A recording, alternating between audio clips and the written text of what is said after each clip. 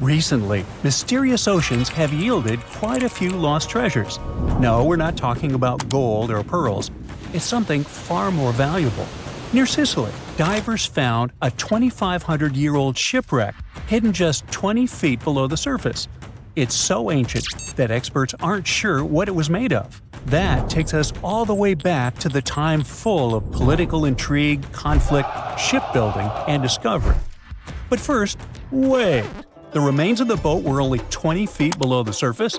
That's not deep at all. Almost every amateur diver could reach that depth. How could it stay hidden for 25 centuries? Well, the ship wasn't sitting out in the open like some movie prop. Over time, storms and shifting currents buried it under layers of sand and rock, disguising it as just another lump of seabed to anyone swimming above. The only reason it was discovered was the high-end scanning technology. Researchers basically played high-tech hide-and-seek using sonar to pick up straight lines and patterns that the sand had been hiding for centuries. The ship dates back to the 5th or 6th century BCE. Now back then, Sicily wasn't just an island known for Europe's tallest volcano, Mount Etna. It was one of the most important places in the Old World. Back then, the Mediterranean was the world's superhighway, and Sicily was the toll booth. The Greeks came in from the east, building colonies all along the coast.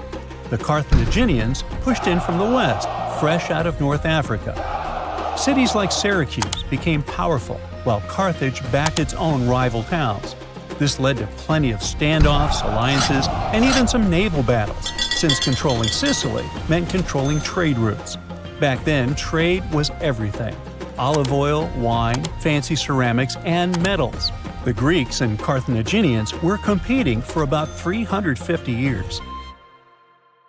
The mystery of the sunken ship only deepens. Was it a warship, a trader, or something else entirely?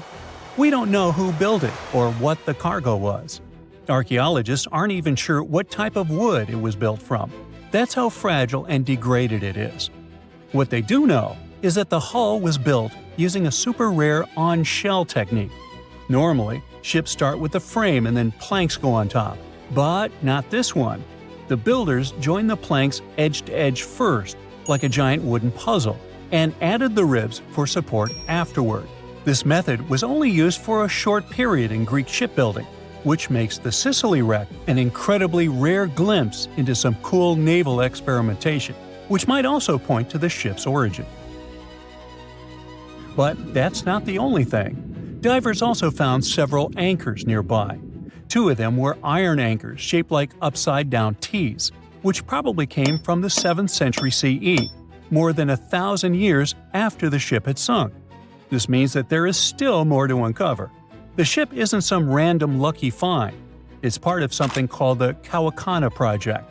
It's a long-running digging into Sicily's underwater past that's been going on since 2017. The mystery ship might be the biggest catch so far, but the team is going on expeditions every year, discovering something new and significant. However, that's not the whole story.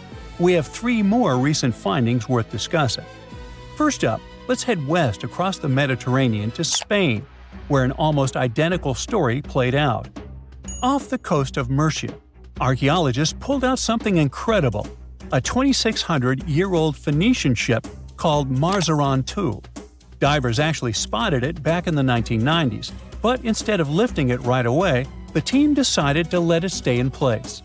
Archaeologists often prefer to leave wrecks like that if they're stable and protected.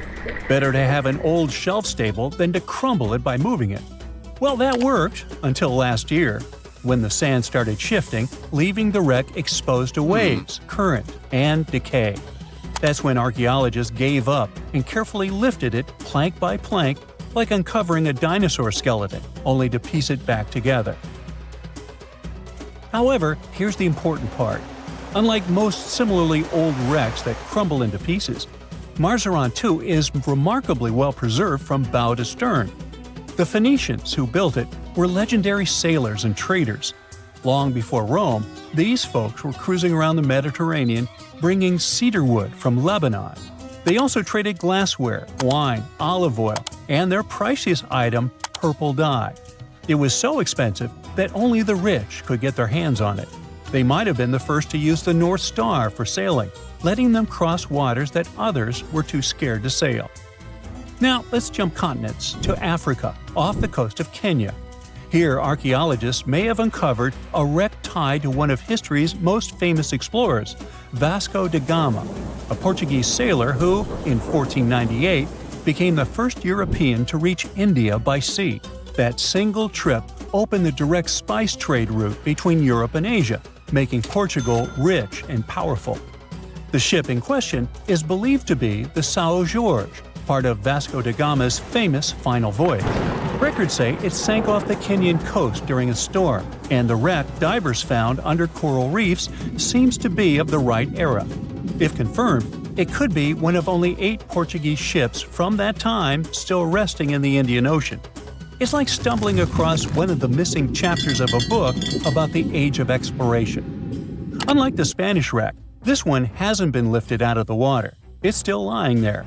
Instead of hauling it up, they want to make the wreck a museum for divers. Sounds pretty awesome. That's the stuff that inspires you to pursue this hobby.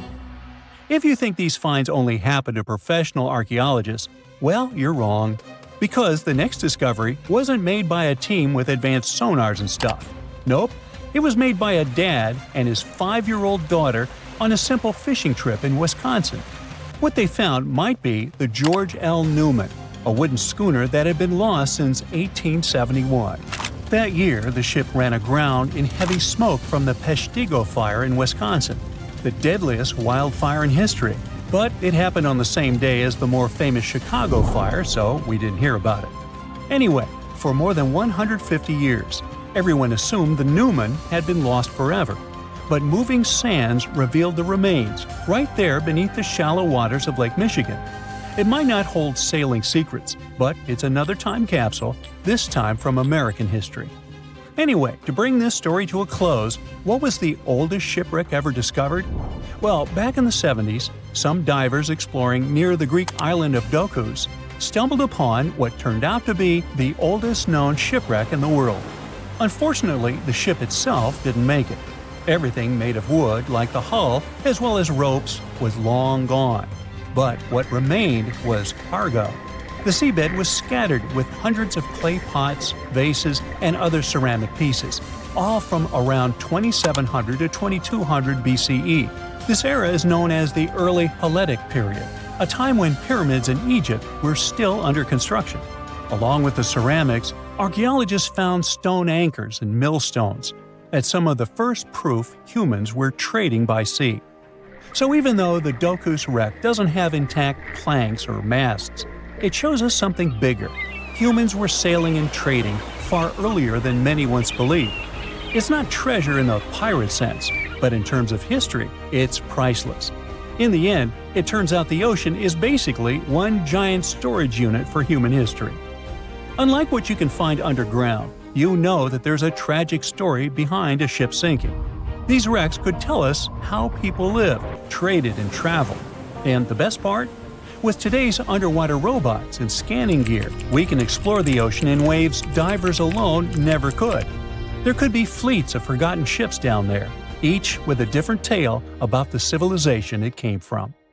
360 years ago, a massive British ship, the London, blew up in the Thames estuary.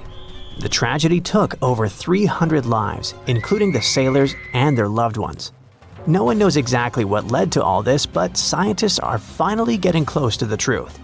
Divers accidentally found an exceptionally well-preserved bronze cannon from the ship. This cannon, that was buried in silt and clay for centuries, could have all the answers. The London was a service ship built for the Navy of the Commonwealth of England. It set off on its first journey in June 1656. The ship played a huge role in British history as it was part of a convoy that went to the Netherlands in 1660 to collect Charles II and restore him to the throne. 5 years later, in March 1665, it was traveling from Chatham to Hope. From there, the Admiral Sir John Lawson was supposed to take it to the sea. But just before reaching the buoy of the Knower, the gunpowder suddenly blew up on the ship. About 25 people who were in the roundhouse and coach survived, but over 300 drowned. the ship broke into two pieces. Henry Bennett, the Earl of Arlington, passed along rumors that it all happened because of cheap, low-quality gunpowder that was on the ship. When experts of that time inspected the shipwreck, they concluded that the cannons could still be salvaged, but the ship itself was a total loss. Later, when someone recovered some of them in 1679, there was a scandal where they tried to use them to settle a completely unrelated debt. In 2005, divers rediscovered the London. To protect it, port authorities even had to move the shipping lane, and a team of archaeologists got to work exploring it. That wreck is a big deal because it gives us real insights into English naval history. Visibility in the Thames estuary can be terrible. Sometimes you can't even see a foot and a half in front of you. Working on the site is also super tough because it's in a crazy tidal environment, and a busy shipping lane, where huge cargo ships constantly pass by, is still near. So when a cannon suddenly appeared, stuck deep in the clay, it meant the conditions had to be absolutely perfect. Experts believe the find is from the Commonwealth era, and it's medium size, about 8 feet 6 inches long. It was part of a special set made specifically for the London and was placed on the ship's lower deck. Every single gun carriage on the London was one of a kind because all of its cannons came from different countries and different periods in naval history. Big cannons were really rare and crazy expensive to make since they needed tons of bronze or iron and had to be individually cast. That's why the Navy often grabbed cannons from captured rival ships, old shipwrecks, or decommissioned vessels. The new find is one of the clues that could eventually help scientists to solve the mystery of the London tragedy. So far, they've also found leather shoes, pieces of instruments, wooden tools, rope, and a compass. All these artifacts are like puzzle pieces to them. They still don't have enough evidence to be sure, but it looks like both the pipe and candles could have been sources of flames that set off a larger bang. Some workers made another amazing find at a flooded quarry in nearby southeast England, about 60 miles southeast of London. They stumbled upon the remains of a rare Elizabethan-era ship hundreds of yards away from the nearest coastline. Finding a ship from the late 1500s is a huge deal, because very few vessels from that time have survived. Studying it could help scientists answer some big questions about an important era in history, when England was becoming a major player in European trade. Today, the quarry site is about 1,000 feet from the sea, but back in the 1500s, it was actually part of the coastline. Archaeologists think the ship either wrecked on a rocky headland or someone dumped it there when it was too damaged to sail anymore. Scientists haven't identified it yet, but they studied over 100 pieces of its wooden hull, reading the tree rings, and found that it was built from English oak trees cut down between 1558 and 1580. At that time, Northern Europe was switching from the old clinker method where the planks overlapped like fish scales to the carvel style from the Mediterranean, where the planks are smooth and flush against each other, nailed to an internal frame. Old wood usually rots away pretty fast when it's exposed to air or water. But if it's buried under a thick, oxygen-free layer of mud or silt, it can survive for centuries. That's exactly what happened here. The team is using laser scanning and digital photography to document everything about the wreck. Once they finish their research, they plan to rebury the timbers under the silt in the Quarry Lake, so the ship can stay there safe for many more centuries to come. A team of archaeologists in Norway found a ship in an even more unexpected location, in a flat field. There's a hill nearby called Gel Mount. It's actually a huge burial monument that the Vikings themselves had built. The farmer who owns the field wanted to dig some drainage ditches, but first, he needed experts to check for anything important underground. Archaeologists used a high-resolution georadar attached to a tractor-like vehicle. When they scanned the field, they discovered that it used to be packed with burial mounds, at least 8 new ones nobody had ever found before. And beneath one of the mounds, the radar picked up the outline of a ship. Back in Viking times, ships were super valuable, so they only buried them with really important people. Scientists have only found 3 boat burials in all of Norway before, and this is the first new one in years. The team believes this ship is from Viking times, probably between the years 500 and 1000 CE. Because the burial mound above it got flat over time, the ship is now only about 1.6 feet below the ground. That's super close to the surface. It's around 66 feet long, and the radar showed that parts like the keel and the floorboards are still preserved. The archaeologists plan to explore more using non-invasive tools so they don't wreck anything by accident. If they need to, they'll start an excavation. Far away from Norway in the Namibian desert, a miner looking for gems accidentally found a legendary shipwreck almost 500 years old.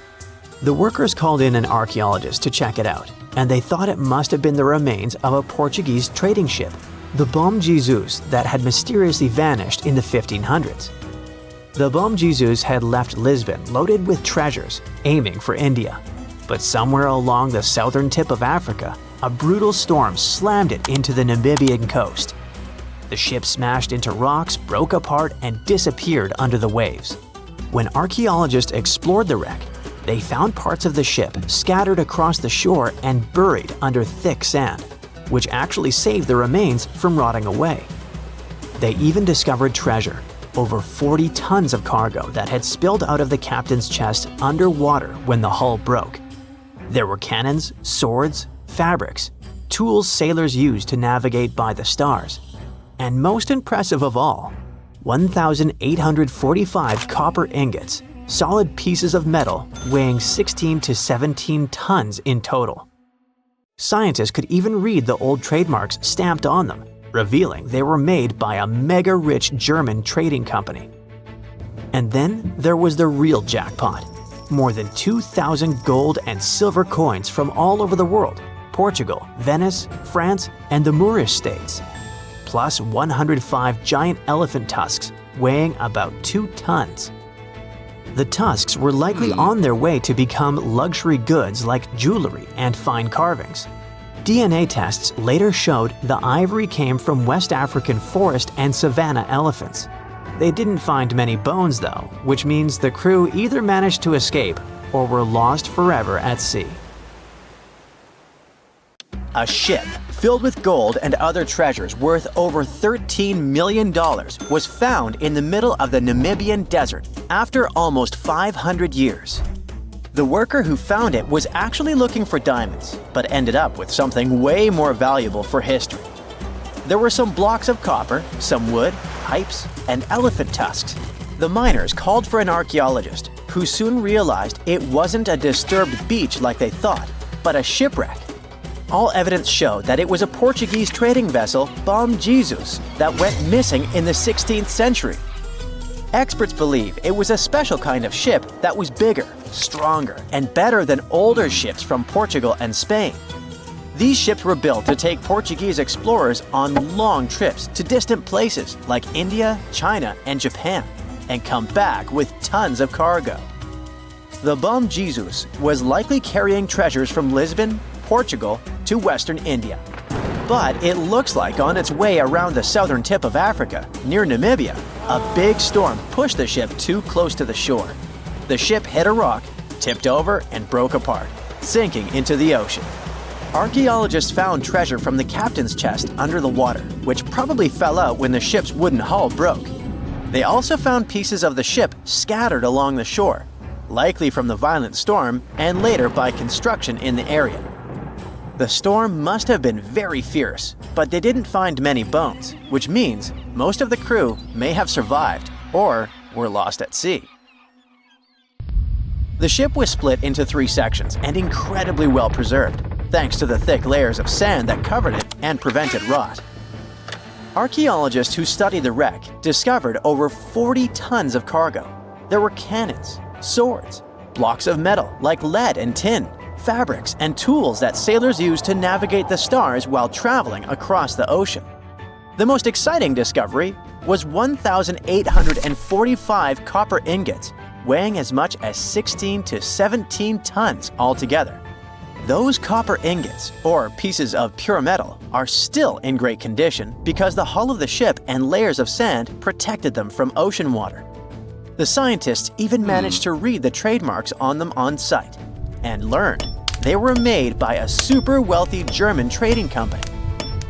There were also more than 2,000 shiny gold and silver coins from different countries, and 105 enormous elephant tusks weighing about 2 tons. The tusks were likely supposed to become luxury items, like jewelry or carvings at the destination. Archaeologists took some DNA samples from the tusks and found that they came from West African forests and savanna elephants.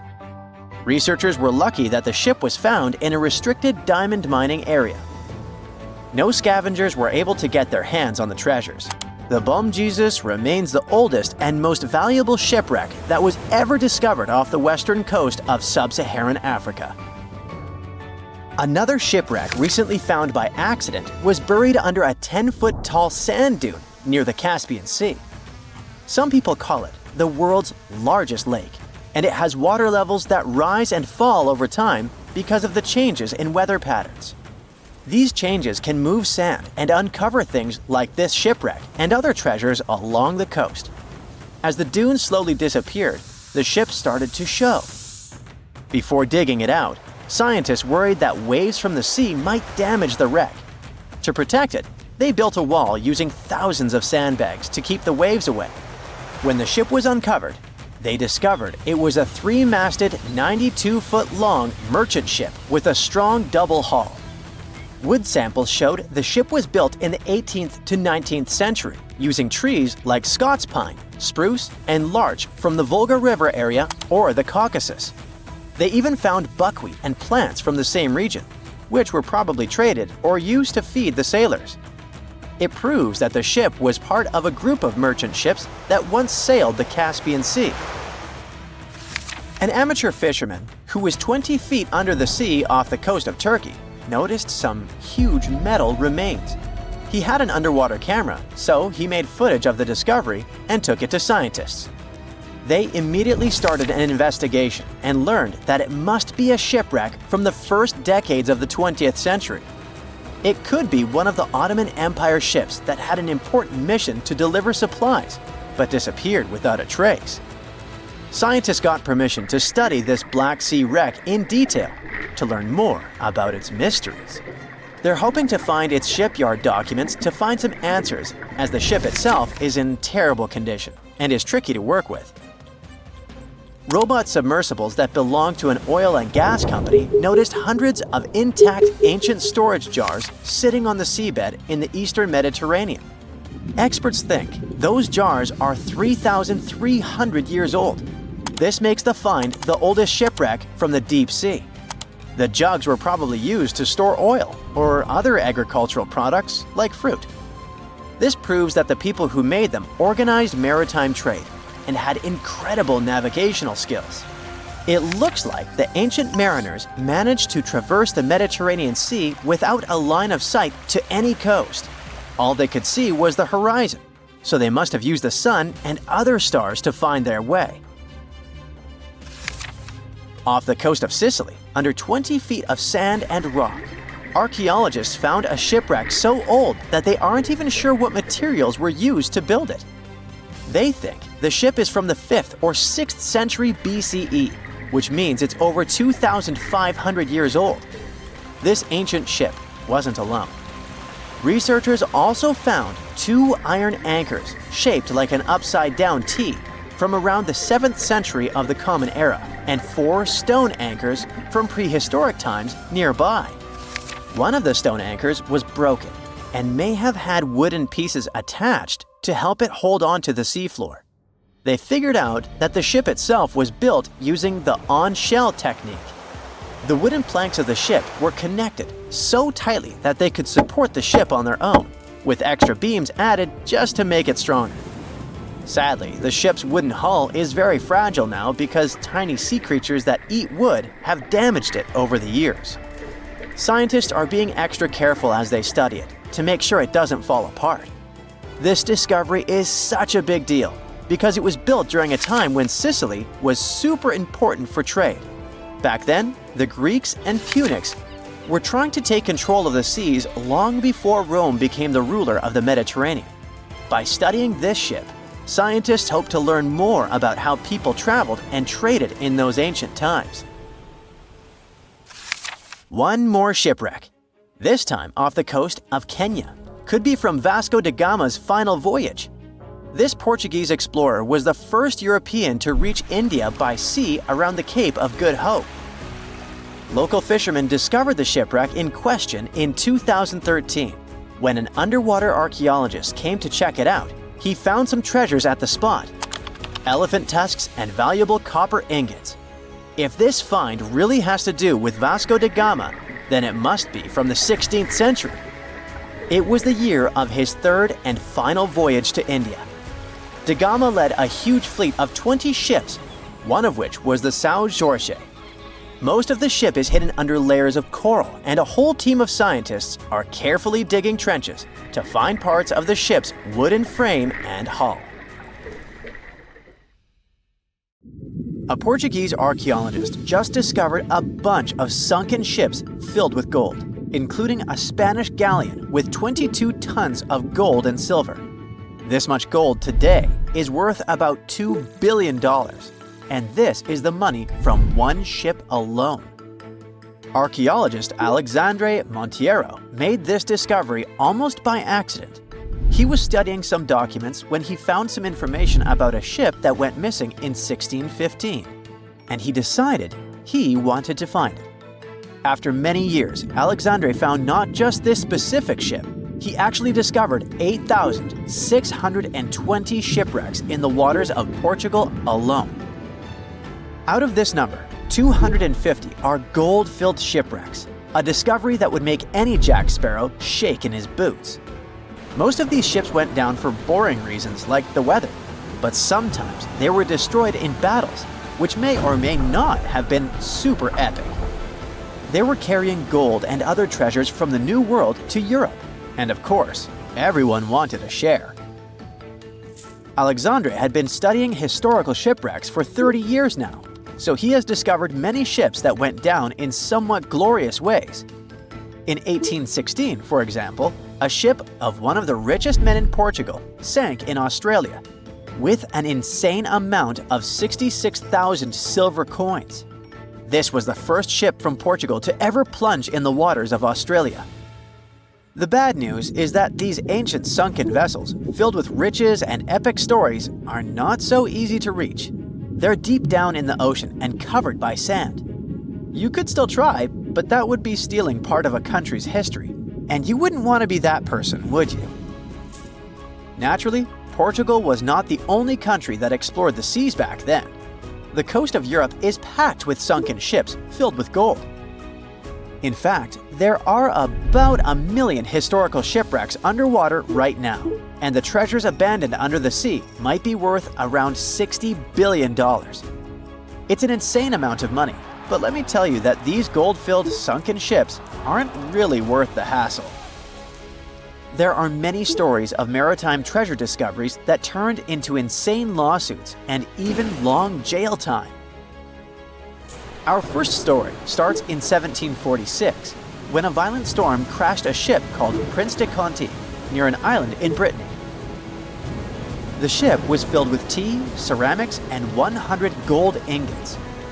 Of course, the owners of the ship tried to save the loot, but if it's not easy now, imagine how it was back in the 18th century. It took more than 200 years for the vessel to be found.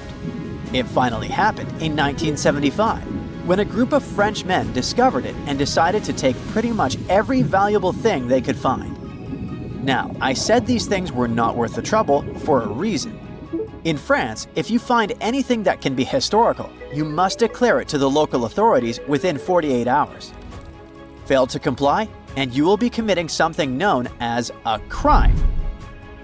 To be fair, our French friends here did declare their findings, but only the corroded cannons from the ship. And the gold? Well, they sold it. Obviously, because each gold bar is worth between $125,000 to $231,000. It took French authorities almost 50 years to retrieve the stolen gold, and they didn't retrieve all of it. Part of it was bought by an elderly couple living in Florida, and the crime is so serious they were charged for connection with money laundering, organized crime, and the trafficking of cultural goods. The poachers also sold some gold ingots to the British Museum collection. Now, let's go back to the 1850s, when a steamer called SS Central America traveled from Panama to California and back again. This was during the Californian Gold Rush, a time when 300,000 people moved to California to dig for gold. Because the travel route was not easy breezy, people needed to carry their gold around on big ships. This is where our friend SS Central America comes in. In 1857, the ship had 578 people on board and about 10 tons of gold. Very few survived, and around $100 to $150 million in gold went down with the ship. All of this explains why in 1988, a group of investors from Columbus decided to finance a research project to find this ship. The research was led by a guy named Tommy Thompson. Tommy was really crazy about the idea of finding this sunken ship filled with gold. It took him years to find the exact location of the SS Central America, especially because the ship was 7,500 feet beneath the surface of the Atlantic Ocean, and retrieving it required a lot of fancy tech. A group of 161 investors paid for his adventure, but it goes without saying that they were not doing this out of love from their hearts. They invested $12.5 million in this project because they were expecting to earn at least 10 times more. But since life is not all sunshine and rainbows, 39 insurance companies sued the research team as soon as they retrieved the gold. Back when the ship was up and running, these companies insured the cargo of the SS Central America, and when the cargo was finally retrieved, more than 100 years later, they wanted to be compensated. They said it was not their job to retrieve it, but that doesn't mean they abandoned it. This crazy talk didn't stick, and 92% of the gold was given to the research team. The plot thickened when the investors were scammed by none other than Tommy Thompson, who fled with $4.16 million.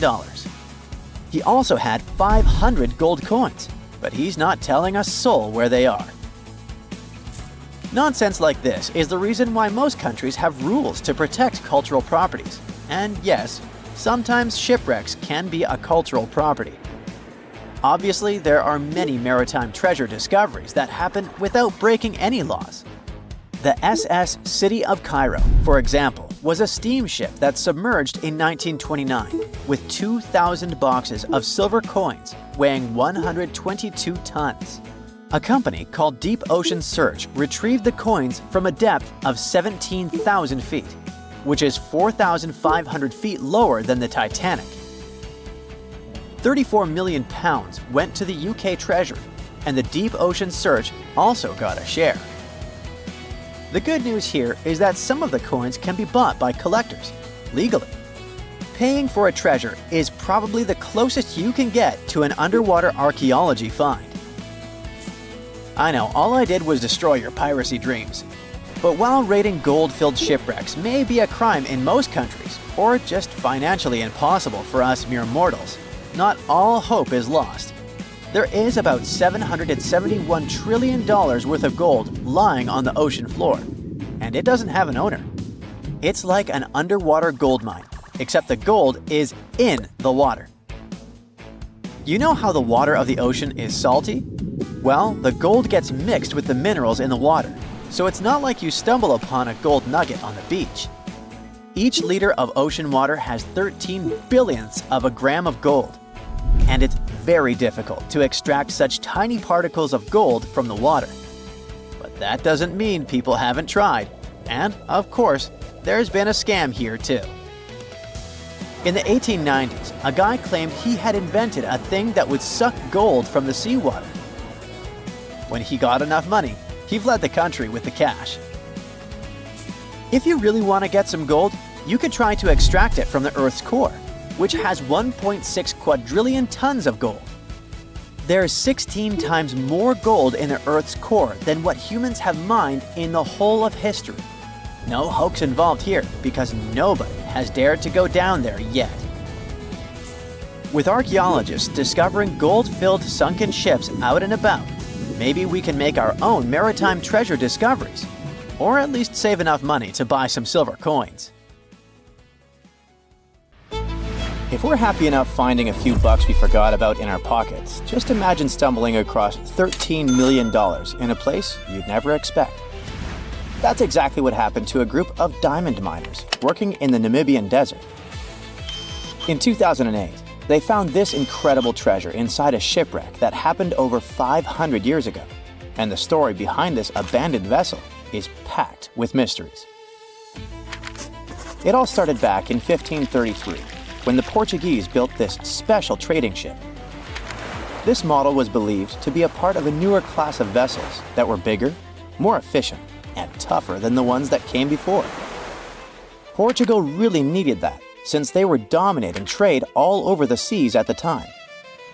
So the main purpose of this ship was to support those long-distance expeditions during this super prosperous era. On March 7th, the Portuguese decided to test their impressive new ship, and on that fresh spring day, big vessels sailed down the Tagus River and out into the Atlantic, with flags flying and colorful fabrics draping from their tall masts. Off they went, leaving Lisbon, the capital of Portugal, and heading for Western India. At least, that's what researchers think, since this was a pretty common route for them back then. Most of the time, the Portuguese were after spices. In the early 1500s, it was pretty hard to find things like cinnamon, ginger, cloves, black pepper, and turmeric in Europe, so they had to go to India for them. Unfortunately, one of the ships never made it to its final destination. In fact, to the despair of the Portuguese court, this vessel completely vanished, leaving no sign of a shipwreck. And none of the roughly 300 people on board were ever found. Could they have strayed so far off course that they ended up in the Americas or on some island along the way? Well, anything was possible, and the ship, along with the mystery of its disappearance, became legendary. Fast forward over 500 years to 2008. Diamond miners were doing their thing on a coast near Oranienburg when they started finding some strange stuff while digging, like pieces of metal, wood, and even odd objects that looked like bronze pipes. That was definitely strange, so they called an archaeologist to figure out what was going on. When the archaeologist arrived, he noticed all sorts of strange bits and old pieces scattered around. Little by little, he began to identify those things. First, elephant tusks. Then a 500-year-old artillery piece. All of a sudden, it hit him. This was definitely a shipwreck. But what the archaeologist didn't realize at the time was that this shipwreck turned out to be one of the most significant ever found. Back then, it wasn't easy at all to convince the mining company that archaeologists had to keep exploring the site. But thankfully, they managed to, because on the 6th day of searching, they spotted a treasure. And they literally filled their hats with over a 25-pound mixture of Spanish and Portuguese gold coins. Turns out, this old abandoned ship was loaded with gold, tin, ivory tusks, and over 40,000 pounds of copper ingots when it met its watery and tragic end. In fact, specialists believe that the copper ingots played a key role in keeping the wreck so well preserved. The first reason is kind of obvious. The copper ingots weighing everything down, keeping the shipwreck remnants at the bottom of the ocean. And that was great, as 5 centuries of storms and waves would have washed everything away. But copper ingots were also important for another reason. Fish and other sea creatures might feast on wood, jute sacks, and leather shoes. But copper really ruins their appetite, which means a lot of stuff survived those 500 years at the bottom of the sea that it really shouldn't have. So yeah, against all odds, the treasure was preserved and in excellent condition. The gold looked shiny and intact. While it's impossible to prove beyond a shadow of a doubt that they had just found the legendary Portuguese vessel, all the evidence points to the fact that, yes, they did. One piece of evidence comes from an old Portuguese book that says that between 1525 and 1600, 21 ships were lost on the way to India, and one of them actually sank somewhere near Namibia, getting lost on the turn of the Cape of Good Hope. Bingo! From that point on, experts have been going over the wreckage, measuring, photographing, and scanning the site millimeter by millimeter with a high-tech three-dimensional laser scanner. Their goal was to figure out what happened to this ship, or at least get closer to the truth. The first question they had to answer was, why was this ship so close to the coast of Namibia? We're talking about great sailors who probably knew that that stretch of coast was famous for its storms and fog. What happened then? It seems that 4 months or so after its grand departure from Lisbon, the fleet was struck and scattered by a huge storm. So the most likely explanation is that the combination of bad weather and heavy cargo forced the captain to run the ship aground on purpose. According to one theory, he dropped the front anchors and slowly beached the ship. Then it hit an underwater rock in the surf, rolled over in the big waves, and all attempts to free it failed. It began to break apart, starting with the upper structure. At that point, the treasure chest fell out of the captain's cabin and sank down to the seabed. It eventually got crushed and pinned down, but it was also protected by a big piece of the ship's side that broke off when the hull fell apart. Okay, but what about the people on board? Winter storms along the Namibian coast can be brutal, with winds over 80 miles an hour and huge waves, making it nearly impossible to get ashore. But if the storm calmed down at some point, it is possible that the shipwreck had survivors. I mean, some human toe bones were indeed found, suggesting at least one person didn't make it, but these were the only human remains that were recovered. There weren't many personal belongings found either, which leads archaeologists to think that most people on board likely made it to land despite the ship breaking apart. But we can't really say this was a happy ending. Yes, most of them might have survived the shipwreck, but they ended up in one of the harshest places on Earth, an empty stretch of sand and scrub for hundreds of miles. It was winter, so they were cold, wet, and exhausted, with no hope of rescue. Nobody knew they were alive or where to find them. Plus, no ships were likely to pass by, since they were far off the usual routes. Going back to Portugal seemed impossible. After the first round of exploration, researchers found that the ship's remains were scattered across 3 large sections along the coast of Namibia. In the end, more than 40 tons of cargo were recovered from the site, and thousands of different artifacts were found and cataloged, including lead, tin, textiles, and even some astronomical instruments. So, you might be asking, who got the gold? I'll just say that it didn't go to the miners or the archaeologists. According to the researchers involved, every single coin was handed over to the Namibian government. After all, that is the usual procedure for random ships found on the beach. But this case wasn't that simple, as there is an exception to this rule. If the ship found is a state ship, the country that owns it has the right to receive the treasure. In other words, everything they found inside this old abandoned vessel actually belonged to Portugal, no matter that it all happened ages ago. But the Portuguese leaders apparently allowed Namibia to take the lot. The Nemi ships were massive vessels built by the Romans over 2,000 years ago, complete with marble floors, colorful mosaics, and even plumbing for luxurious baths. Unlike the typical ships of their time, which were mostly used for transport or battles, these were true floating palaces. But the Nemi ships weren't just feats of Roman engineering and luxury. Their story is a wild one.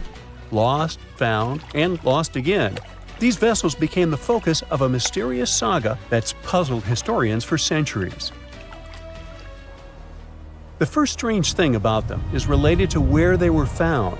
These huge wooden ships were lying at the bottom of Lake Nemi, a volcanic lake with still calm waters, located about 19 miles south of Rome. For ages, local fishermen knew about the wrecks, and rumor has it they were taking advantage of that. They'd use grappling hooks to pull up pieces and artifacts from the Nemi ships, selling them at the markets. That went on until 1446, when some noblemen decided enough is enough and started looking into the legends about the Nemi ships. They realized it wasn't just a fish story. Both vessels were actually sitting about 60 feet deep in the lake, and from there, the mystery only grew. When you think about it, 60 feet isn't that deep, and Lake Nemi is pretty small, only 1.1 mile wide and about 100 feet deep. So why build such massive ships in such a small lake? It doesn't really make sense, especially when we find out who built them. The Roman Emperor Caligula. You know, the one known for being one of the cruelest and most unpredictable Roman leaders. But one thing almost everyone can agree on was his impeccable taste for all extravagant things. Caligula spent money like crazy. It's generally assumed that he blew all the imperial treasury in a year on lavish festivals, feasts, and pampering animals. Yep, he supposedly fed his favorite horse oats mixed with gold flakes. Anyway, he loved excess. So again, why did he build two massive ships in such a tiny lake? Experts think Caligula might have built them there because of the lake's connection to Diana, the deity of the hunt, the moon, and nature, who is worshipped at a sanctuary on the northern shore of the lake. By the way, Nemi is a modern name that we see on today's maps. The Romans used to call the lake Speculum Dianae, which means Mirror of Diana. So it is possible that Caligula saw this as the perfect place to hide away and dock his pleasure barges. He wanted extravagant floating palaces, and that's exactly what he got. The Prima Naie, which means first ship in English, was an enormous 230-foot-long vessel. It's almost as big as today's largest passenger aircraft, the Airbus A380. The ship's hull was split into three main sections, with the back wider and the front narrower. It had two big structures at each end, connected by stairs and hallways, giving the ship an odd look, unlike anything else from ancient times. The Seconda Nave, or second ship, was even bigger.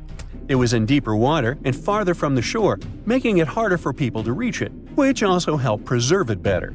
The ship was 240 feet long and 79 feet wide, with a kind of building at the back and a smaller one at the front. Even though the front and back structures were missing at the time the ship was discovered, you can still tell they were there from the way the decks were laid out. These ships were absolutely incredible. They were built with the finest materials. Elaborate mosaics made up the stunning floors, bursting with color, and high-grade marble added a touch of elegance and luxury to the interiors. The ships also had 10 banks of oars, baths, galleries, saloons, and even gardens with vines and fruit trees. Yes, gardens, on a boat. Caligula clearly wanted these ships to be his own private paradise. It's said he threw wild parties on board, where his bad behavior knew no limits. This included having scandalous relationships with the wives of his generals and senators. These ships were definitely designed to impress, showing off not only the wealth and power of the emperor, but also the amazing technical skills of Roman engineers. Evidence suggests that the vessels had technologies we thought weren't developed until later. They had advanced plumbing systems, with some sources suggesting they even had running water. There's evidence of bronze pipes and lead drains, which is insane for ships built in the 1st century.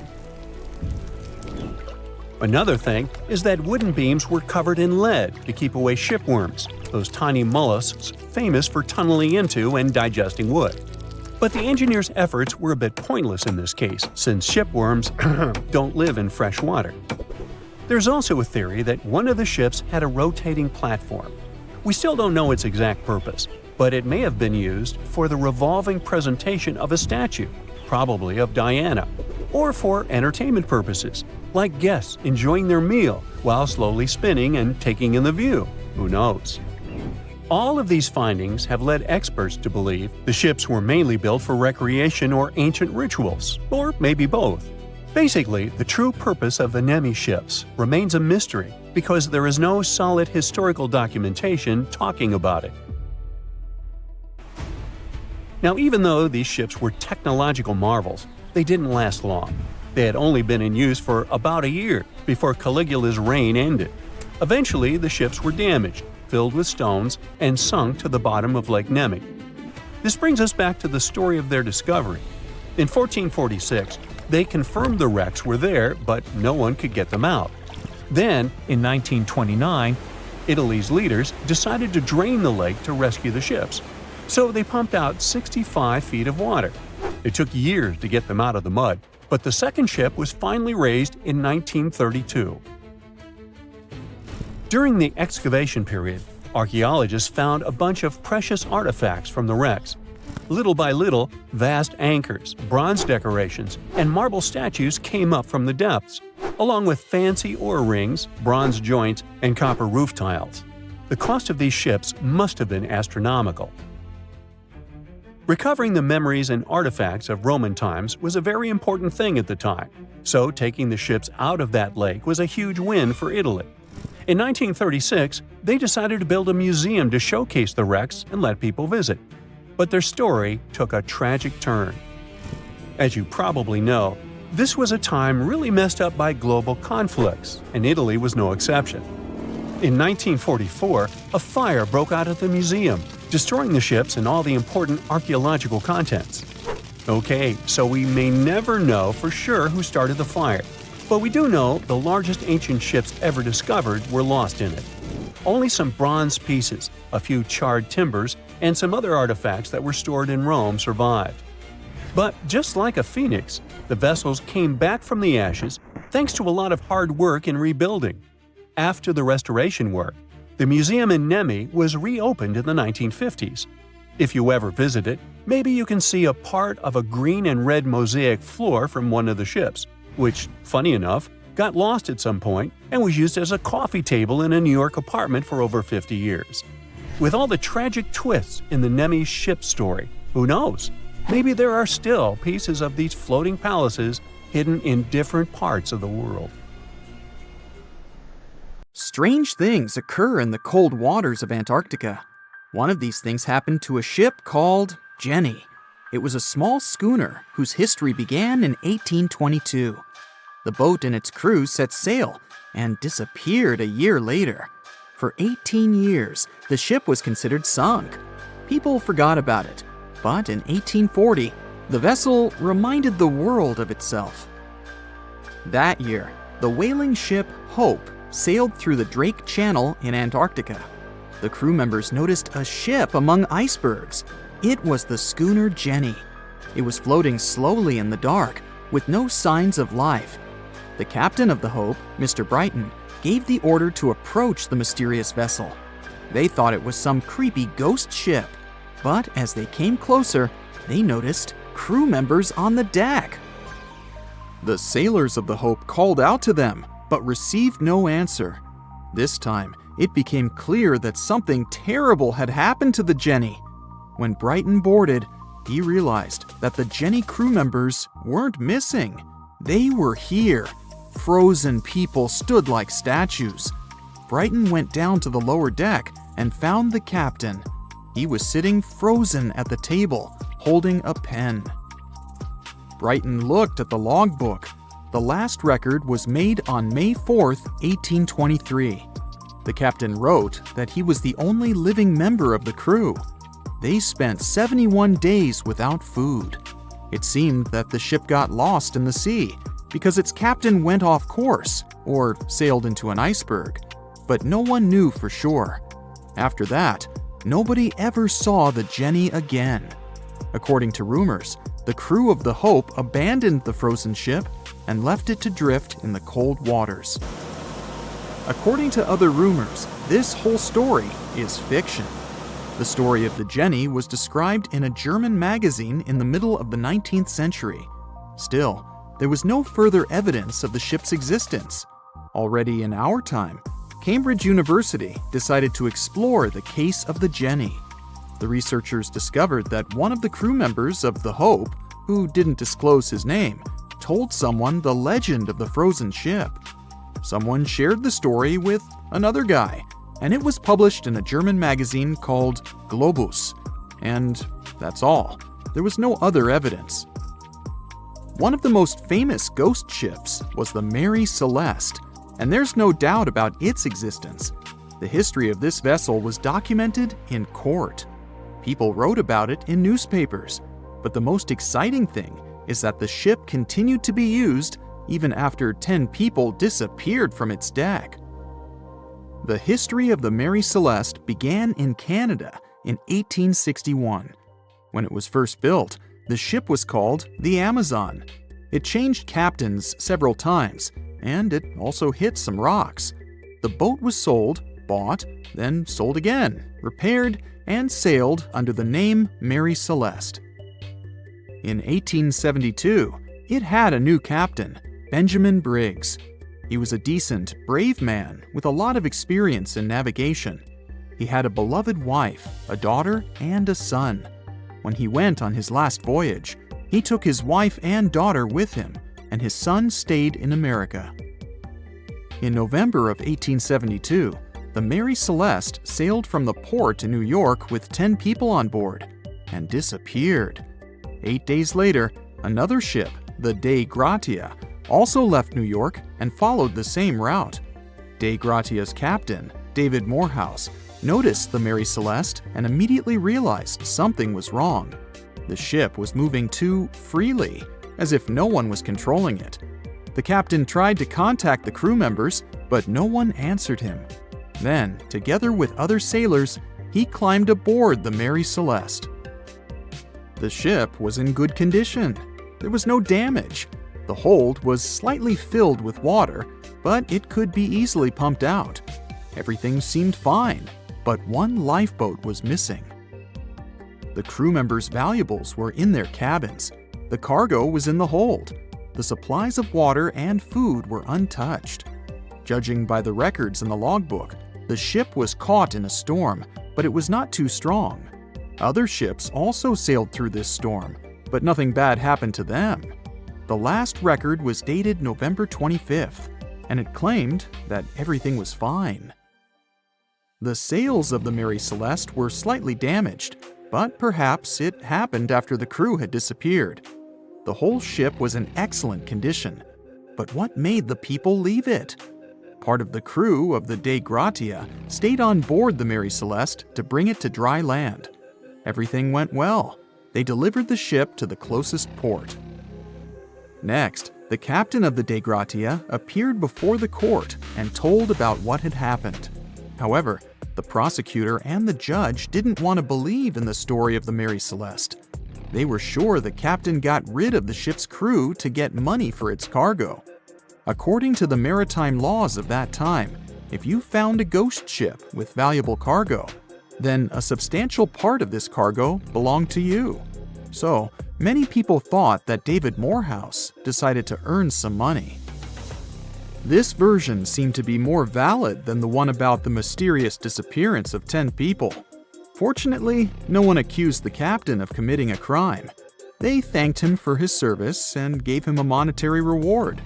However, his reputation was damaged, which greatly affected his career, as many believed he attacked the crew of the Mary Celeste. But even after this terrible case, trial, and investigation, the story was not over. The Mary Celeste was still an expensive and efficient vessel.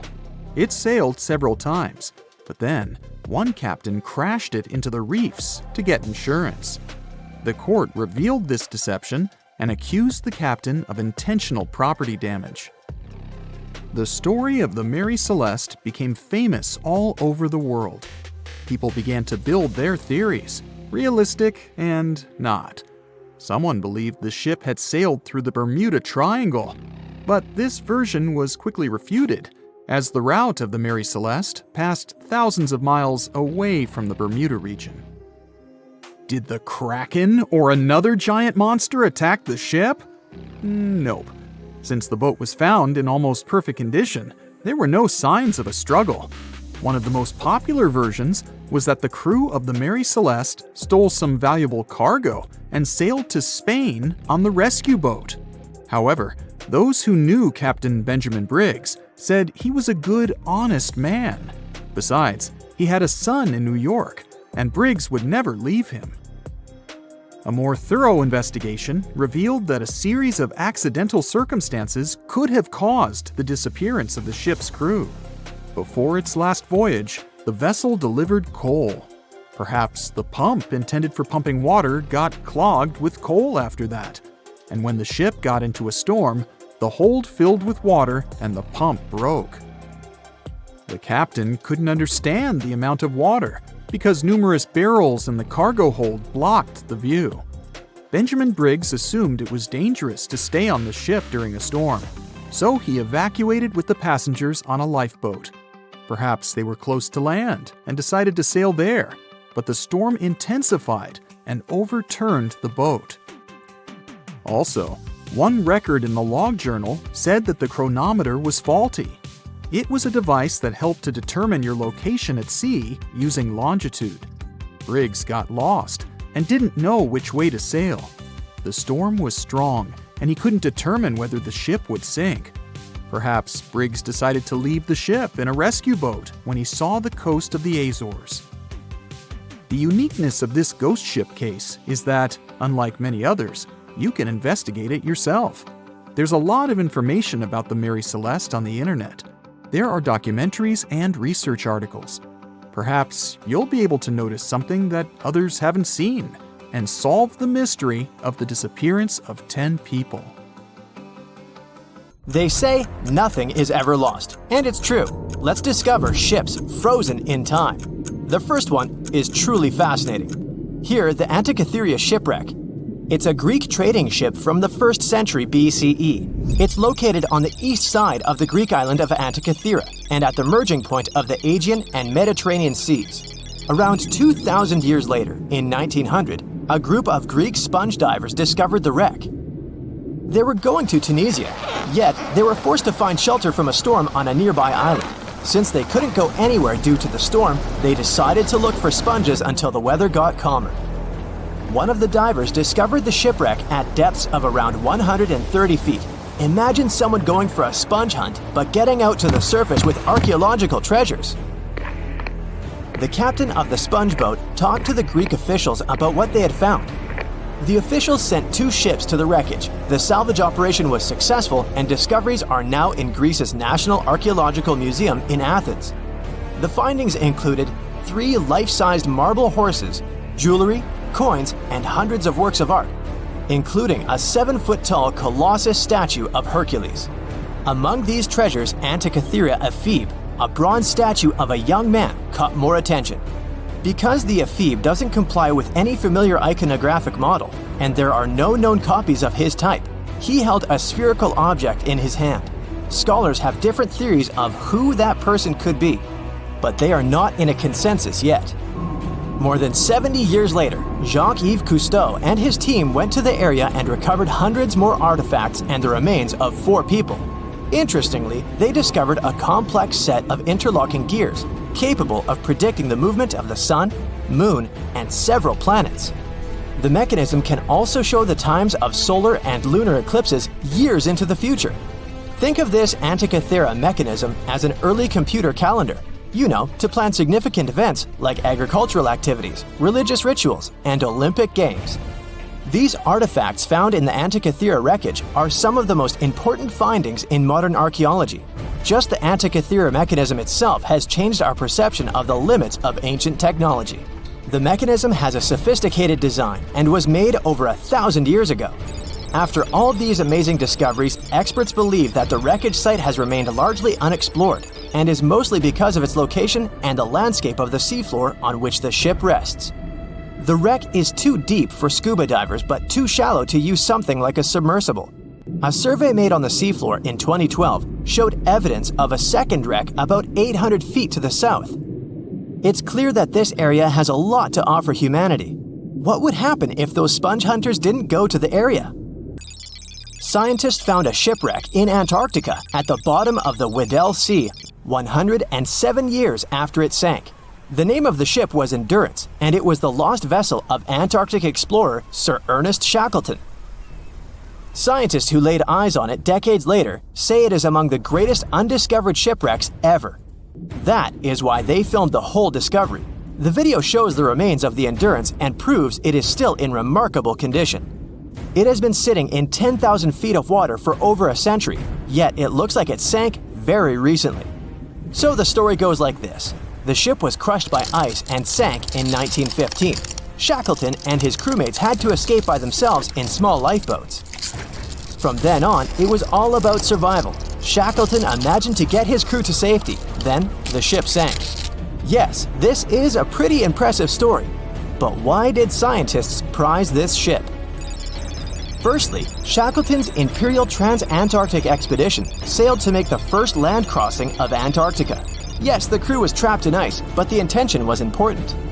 Secondly, it's about the challenge itself of finding the shipwreck. The Weddell Sea is almost always covered in thick sea ice. You know, the same ice that made the Endurance sink. Getting near the presumed sinking location is super hard, let alone being able to conduct research.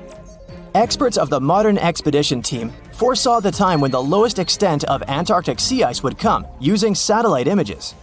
They realized that the weather was in their favor to start an expedition. Dr. John Shears said that they have successfully completed the world's most difficult shipwreck search, fighting against constantly shifting sea ice, blizzards, and temperatures decreasing to -0.4 degrees Fahrenheit. Yeesh, I can't imagine the worst conditions in Antarctica if these conditions are in their favor. Lastly, look at this. It's timbers. They're very much intact. Plus, you can read the ship's name. It's still visible. Marine archaeologist Menson Bound says that this is the finest wooden shipwreck he has ever discovered. He has 50 years of career experience, so I believe the guy. So how come the wood is not rotten? Dr. Michelle Taylor, a deep-sea polar biologist, said that there has been little wood deterioration because the wood-munching animals are not in this forest-free region of Antarctica. Workers of a coal mine in East Serbia discovered 3 shipwrecks that had been there for at least 1,300 years. The largest shipwreck is an ancient Roman fleet. It's around 50 feet long with a flat bottom. It's estimated that the ship could carry a crew of 30 to 35 people. Looking at its hull, you can see the marks of repairs. Wow, this one had a lengthy career. You know, it gives us insight into more than 1,000 years ago. The 2 smaller vessels, on the other hand, match descriptions of boats used by Slavic groups to attack the Roman frontier. These 2 have been discovered under mud and clay in an ancient riverbed. Apparently, in those times, there was a Roman base in a place called Viminacium City. Interestingly, Viminacium was a provincial capital with an estimated 40,000 inhabitants in the 4th century CE. For comparison, it was even larger than Pompeii. The Kostelach coal mine is a center of hidden gems. Archaeologists had found evidence of ancient human and animal activity here before. For instance, in 2012, experts found bones of at least 5 woolly mammoths, which went extinct about 10,000 years ago. Canadian archaeologists found a ship 150 years after it went missing in the Canadian Arctic waters. This merchant ship is called HMS Investigator. It was purchased in 1848 to search for the explorer Sir John Franklin's ship that got lost in the Northwest Passage expedition. So, HMS Investigator left Britain in 1850 for this rescue operation. The expedition crew, captained by Robert McClure, sailed the Investigator into the water. He realized that he was in the final leg of the Northwest Passage, the sea route across North America. But before he could sail into the Beaufort Sea, the 122-ton ship itself got stuck in the thick ice. The crew spent the winter over the Prince of Wales Strait. The following summer, McClure tried again to sail to the end of the passage, but the ice blocked his way once more. Here, too, the crew was forced to leave the ship. He steered the crew into the Bay of Mercy. There, they were to remain until 1853 when the crew of the HMS Resolute rescued them. Imagine a crew of 60 people who had to spend 3 winters in the Arctic without even knowing if they would survive. Later on, the ship was found sitting upright in about 36 feet of water. It was in very good condition. Arctic water has prevented the outer deck of the vessel from deteriorating quickly. The outline of the ship and its timber can be clearly seen. Plus, archaeologists have uncovered artifacts on land left by the sailors. They had unloaded everything before abandoning the Investigator. 3 sailor graves and 1 British naval shipwreck had also been discovered in the area. I wonder what else they could find there. Wow, it's the only place where 1 minute you're learning 17 natural ways how to get rid of houseflies, and the next, you're taking an epic journey straight into a black hole. More than 10 billion, with a B, views in total. That's 47 billion minutes watched, or more than 70,000 years. That's all the way back to the Ice Age. No, I wasn't around then. 40,000 videos, hundreds of topics, and most importantly you, a whole 44 million of you. Our viewers. We could populate an entire country if we wanted to. We'd like to continue helping you learn and giving you useful skill improvement tips. Got a thirst for knowledge? We've prepared 4 masterclasses on creating a 2D character animation from scratch, 10 hours of video lessons, practical tasks using professional software, and additional materials that you can use with your own projects. Get the full course now and create your own animated masterpiece. Nearly 140 years ago, some fishermen pulled pieces of a ship from Lake Michigan. But where was the rest of it? From that moment on, hunters spent years searching for the ghost ship. By the 1970s, the hunt reached a new level. One with a $1,000 reward offered to anyone who could find it. Still, nothing. It was as if the vessel had simply vanished into thin air. That is, until now. Researchers have finally found the shipwreck off the coast of Bailey's Harbor, Wisconsin. The ship, called the F.J. King, disappeared back in 1886. At that time, this 140-foot-long vessel had a very important job: transporting grain. Now you might think, grain? Really? That's it? Okay, sure, it's not like the ship was loaded with tons of gold or jewels. But we have to see the bigger picture. At that time, Wisconsin was known as America's breadbasket. The state produced huge amounts of food, especially wheat. In fact, about 1/6 of the nation's wheat was being harvested there. Farming was booming, and that, of course, meant big money. The F.J. King was part of that golden era. For about 19 years, it successfully carried and traded grain and iron ore through the Welland Canal. That is, until September 15th, 1886. That day, the crew were on their journey to carry iron ore from Michigan to Chicago. It was supposed to be just another routine trip, but they were caught in a powerful storm. The conditions were brutal, with waves nearly 10 feet high. The crew fought desperately to get the water out and keep the ship afloat, but the waves were too strong. They kept coming, one after another. The men worked hard until they couldn't go on anymore. The waves were splitting the ship's seams. At this point, a catastrophe was inevitable. So Captain William Griffin gave the order: abandon ship. They had no choice but to get out. The men grabbed their belongings as fast as they could and climbed into the ship's small yawl boat. It was 2 a.m. Everything around them was dark. As they tried to get closer to shore, the F.J. King went down, bow first. And then suddenly, boom! The crew watched in shock as the ship's stern deckhouse blew off, sending the captain's papers 50 feet into the air. They stayed in the small boat until they were picked up by a passing schooner called La Petite. The crew took them to Bailey's Harbor, and moments later, Captain Griffin filed a wreck report. That's when the real mystery began. In his report, the captain said the ship had gone down about 5 miles off the shore of Lake Michigan. But that was just what he thought. I mean, it wasn't based on any instruments, readings, or anything like that.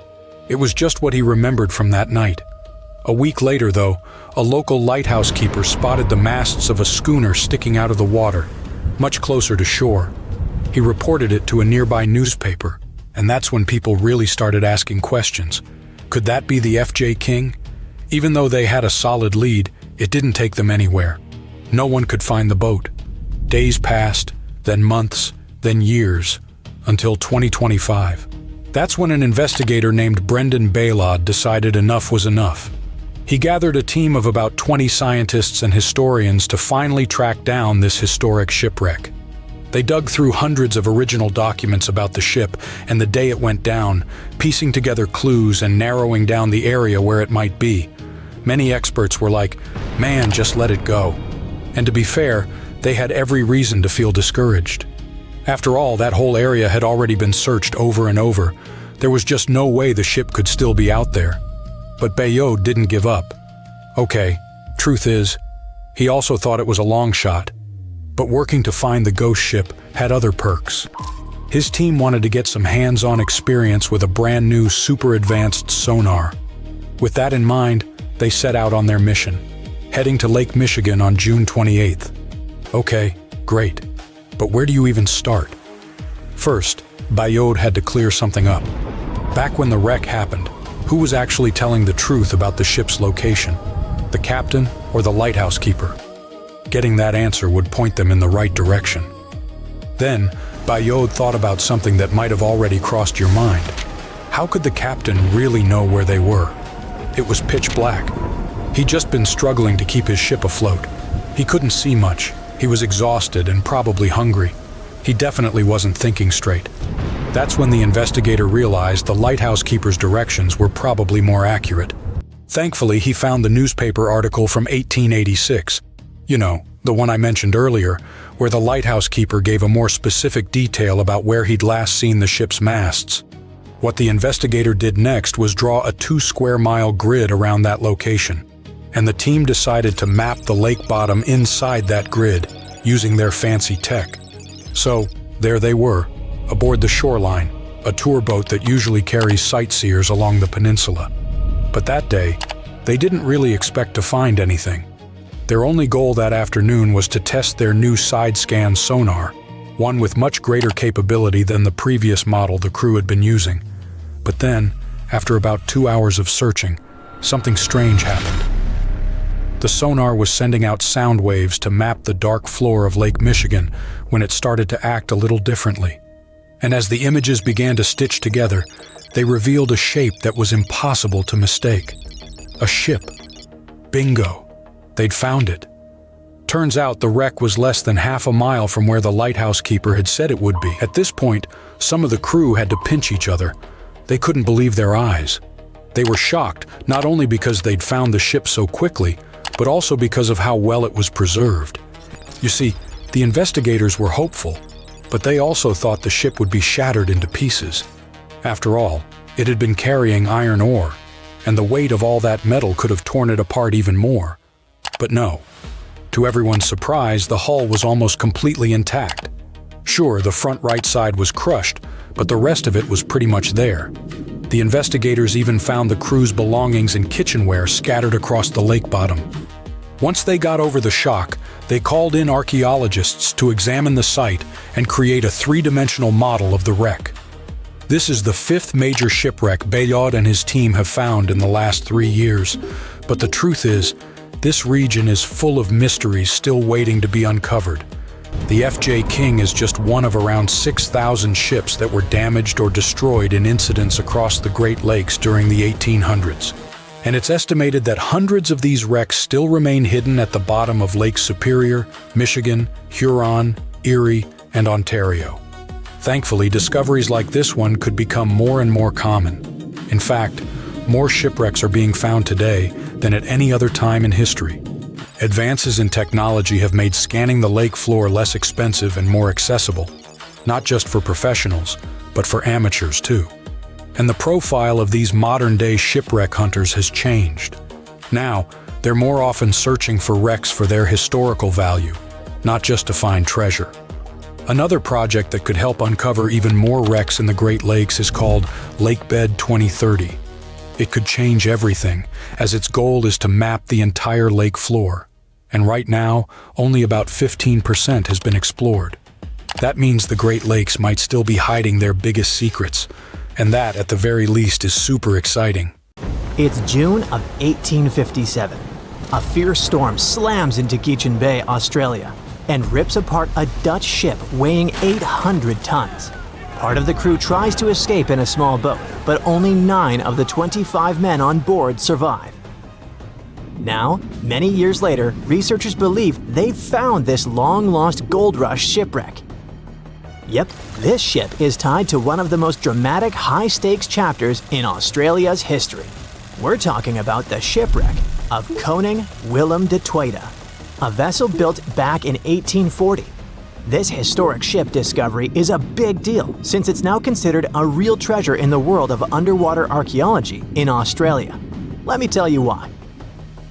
By the middle of the 19th century, Dutch ships were carrying not just goods, but also people from Asia who were hoping to start a new life in Australia. And they were all chasing one thing: gold. Yep, the precious metal was discovered in Australia in 1851. Well, officially at least. It was actually found a few years earlier, but let's just say the authorities decided to keep that little detail away from the newspapers. Anyway, the big public discovery happened in 1851 when an Australian gold prospector named Edward Hammond Hargraves led an expedition in the New South Wales region, and he chose to tell everyone about his find. And just like that, the gold rush began. News spreads fast, so people start arriving from everywhere: Britain, Ireland, Germany, the Netherlands, and also from China. It's estimated by that time around 20,000 Chinese had made their way to the goldfields in Victoria. By 1861, about 3% of the Australian population had been born in the Asian country. Most of them came from the southern region of Guangdong, which was going through a really tough time back then.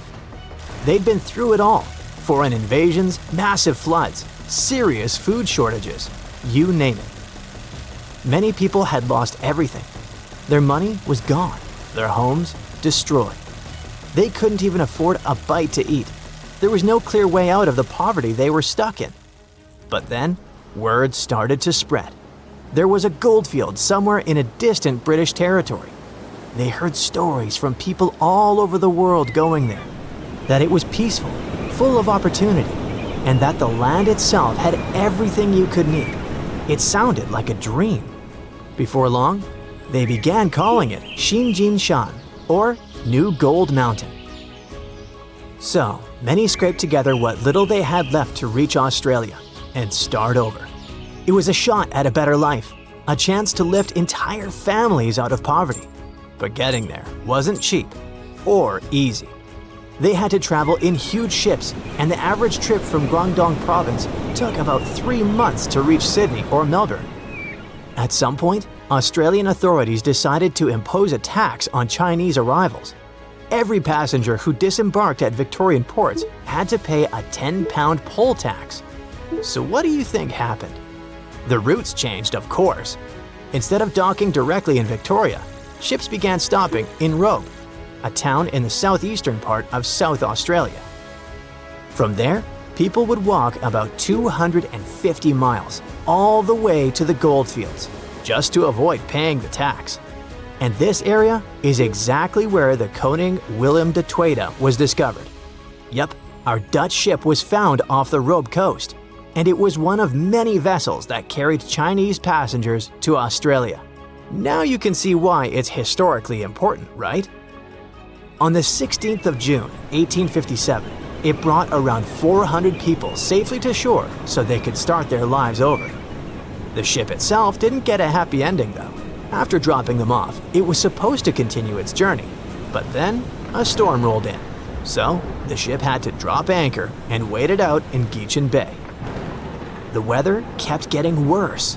The anchor began to drag, and by the 13th of June, it was completely lost. The captain, called Hendrik Geisen, had to act fast. He made the call to beach the ship in hopes of saving both the vessel and his crew. But there was a problem.